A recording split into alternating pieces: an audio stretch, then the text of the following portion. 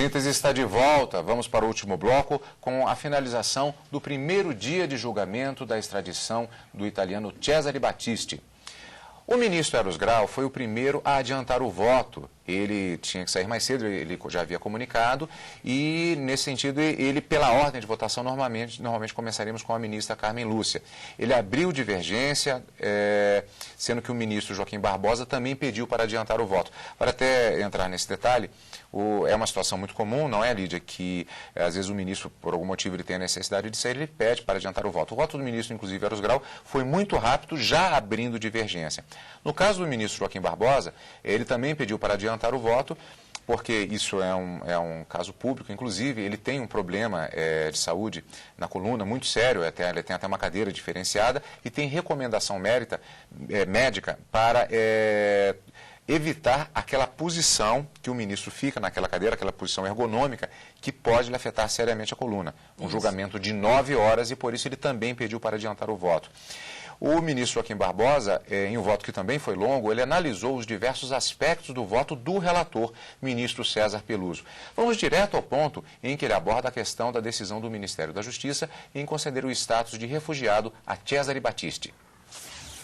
Causa perplexidade, no caso, ora sob exame, o fato de o poder de Estado incontestavelmente competente para a conduta das relações internacionais haver concedido refúgio político ao extraditando e, portanto, fechado as portas à possibilidade de sua entrega ao Estado requerente da extradição, ao passo que o órgão constitucional cuja intervenção no processo, segundo a Constituição, deveria se operar no sentido da proteção jurídica dos direitos do extraditando, contra ele se volta e determina a sua entrega ao seu país de origem.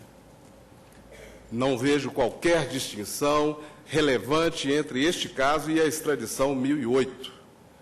Com efeito, como bem disse o Procurador-Geral da República, em seu parecer, aspas, a circunstância de a concessão do refúgio decorrer de decisão do Ministro da Justiça, no exercício de atribuição recursal e não deliberação do CONARE, ao que penso, não constitui dado distintivo relevante, capaz de justificar que este tribunal, só por isso, adote conclusão diversa daquela estabelecida na extradição 1008.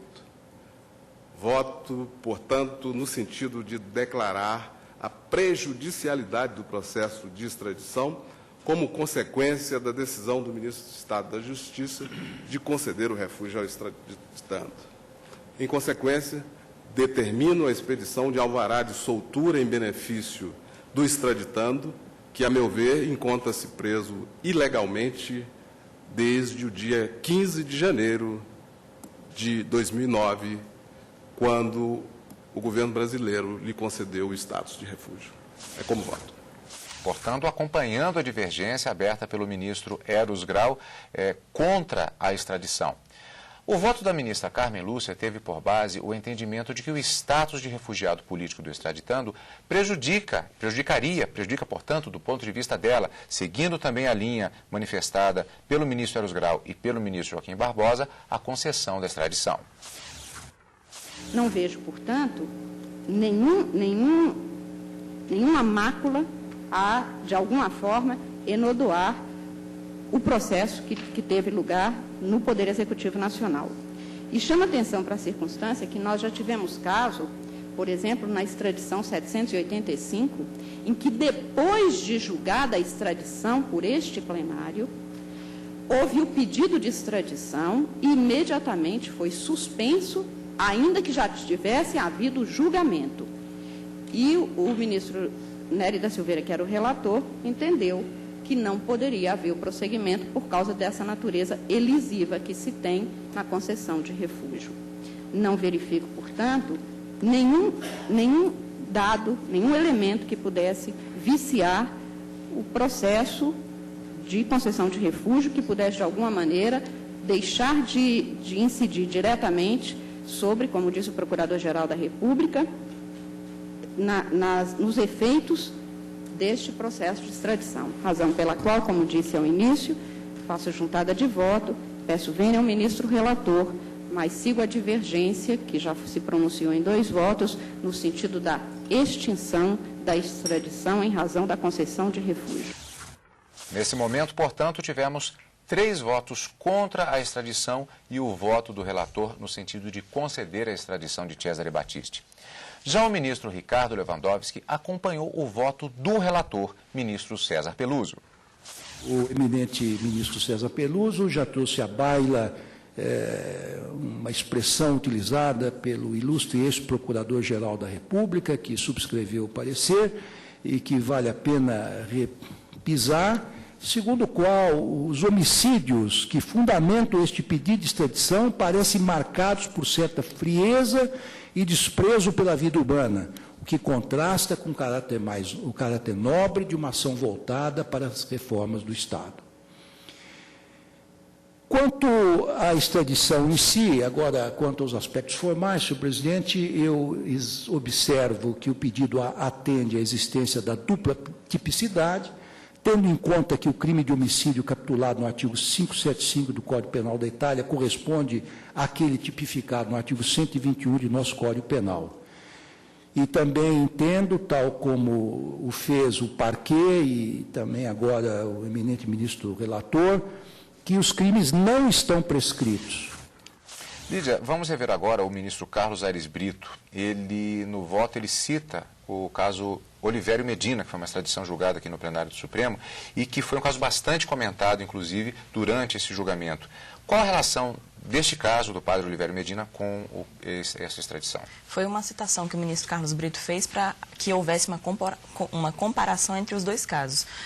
O padre Medina ele foi uma pessoa que participou das Forças Armadas Revolucionárias da Colômbia e praticou um homicídio naquele país. A Colômbia, então, fez o pedido de extradição ao Brasil, mas o Comitê Nacional de Refugiados já havia concedido o refúgio e o Supremo Tribunal Federal entendeu, em março de 2007, que como o Conselho já havia concedido esse refúgio dentro da legalidade, então não poderia haver a extradição.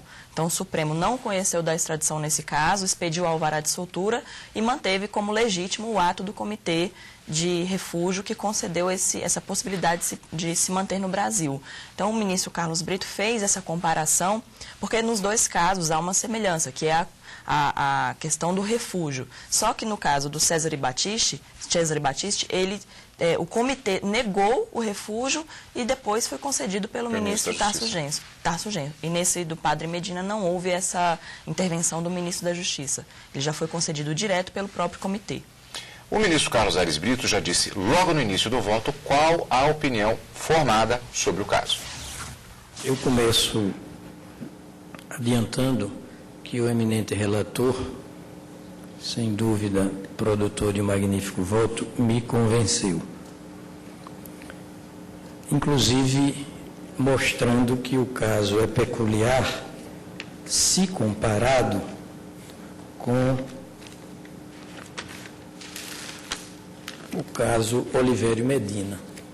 Há peculiaridades nesse caso que saltam aos olhos, bastando lembrar que no caso Medina, o caráter político da infração era vistoso, não sofreu maior contestação, tanto assim que o CONARE colegiadamente se pronunciou pelo refúgio. Aqui não, aqui é um dissenso endógeno. No próprio âmbito do CONARE, né, o colegiado se pronunciou por uma forma e o seu órgão de cúpula, que é o ministro da Justiça, se pronunciou por outra já em grau de recurso. Também lá,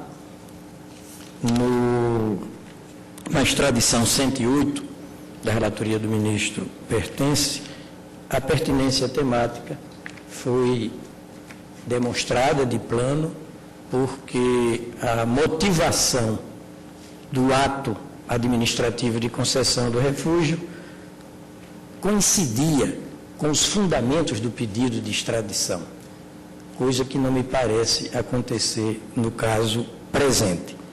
Ou seja, o eminente ministro relator me mostrou que o caso tem peculiaridades justificadoras da conclusão a que chegou Sua Excelência pelo conhecimento do pedido e seu deferimento. A ministra Ellen Grace também se disse convencida dos pontos apresentados no voto do ministro relator César Peluso, inclusive sobre a competência do Supremo para analisar o ato do ministro da Justiça. Vamos rever. Renovo, portanto, a afirmação de que a apreciação do caráter da infração compete com exclusividade a este Supremo Tribunal Federal e desta obrigação não nos podemos demitir.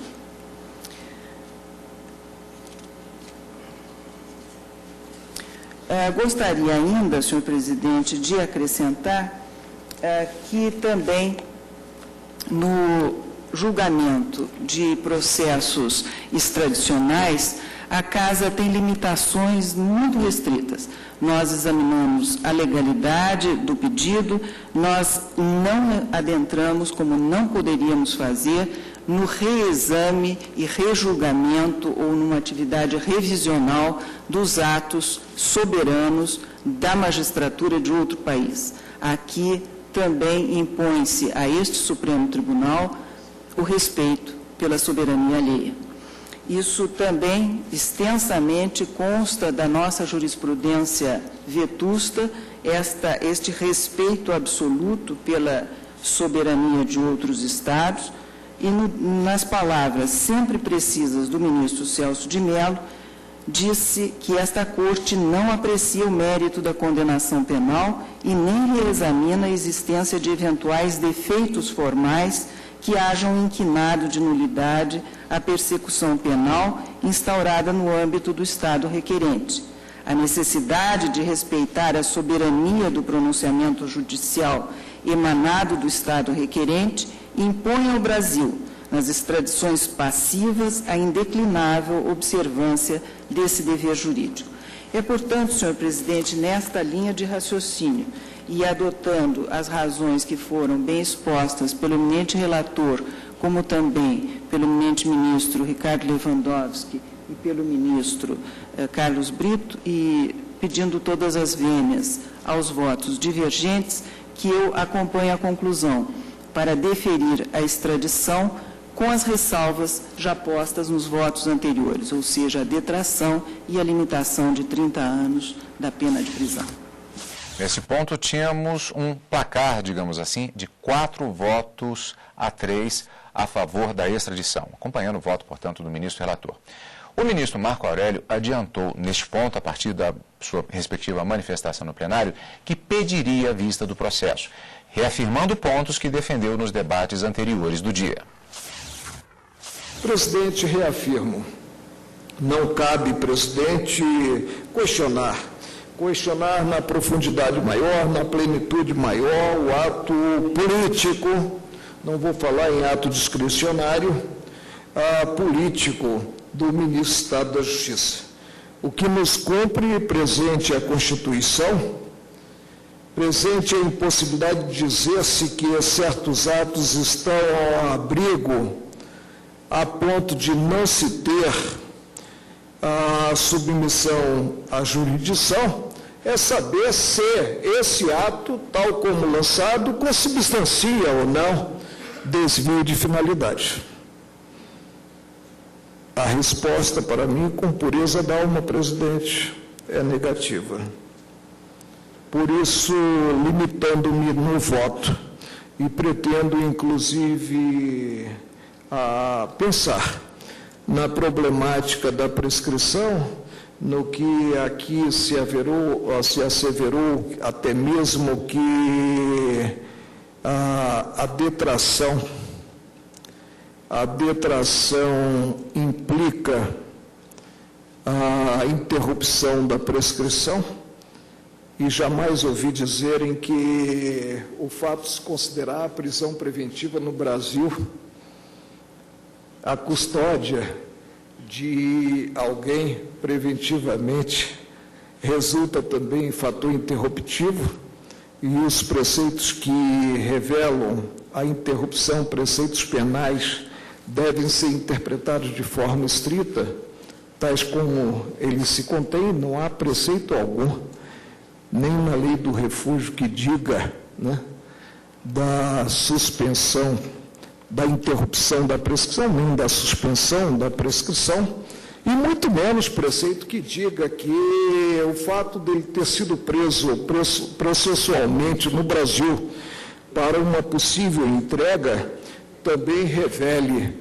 esse fenômeno que é o fenômeno da interrupção. Mas são questões que quero realmente refletir sobre elas.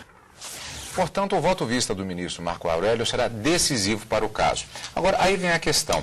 Em princípio, o ministro Celso de Mello, ele já se declarou suspeito por questão de foro íntimo, então ele não vota no processo, nem participou da sessão.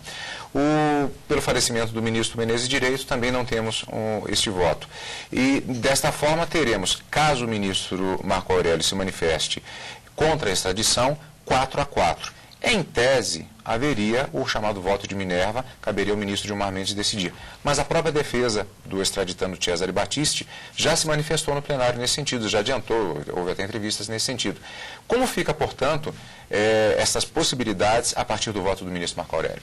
Depende de como a matéria vai ser tratada pelo Supremo Tribunal Federal, porque se for considerada uma matéria de aspecto penal, o ministro Gilmar Mendes, como presidente da Corte, ele não se manifestaria votando, e sim simplesmente desempatando a questão do empate. Agora, se houver um entendimento de que a matéria é de âmbito constitucional, aí funcionaria no sentido de que ele também manifesta voto, e não apenas o voto de Minerva, que seria o voto de desempate.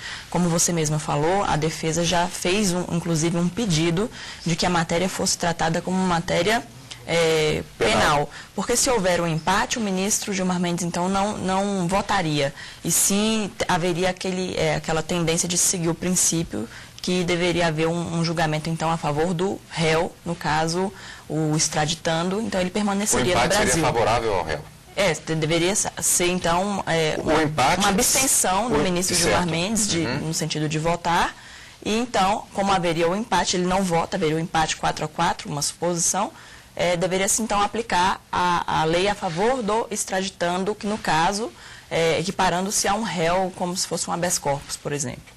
Bom, o que vai acontecer, nós vamos ver, portanto, em outra sessão que você vai acompanhar ao vivo em direto do plenário, e os destaques aqui em síntese. Um último registro: esta sessão plenária, logo no início, ela também teve um caráter especial, pois ela foi dedicada também a uma homenagem pelo falecimento dos ministros Menezes de Direito, do Supremo Tribunal Federal, e também do ex-ministro José Guilherme Vilela, que foi ministro do Tribunal Superior Eleitoral. Bom, nós vamos encerrando o nosso síntese de hoje por aqui. Já temos a expectativa não apenas dos acompanhamentos das sessões plenárias da próxima semana, mas a expectativa também com relação à sessão em que acontecerá o voto vista do ministro Marco Aurélio nesse julgamento que acompanhamos hoje, particularmente da extradição 1085. Encontro marcado, portanto, Lídia, mais uma vez, obrigado. Obrigada, eu que agradeço. E nós agradecemos a você, amigo da TV Justiça, pela audiência. E continue conosco, você já sabe, na TV Justiça.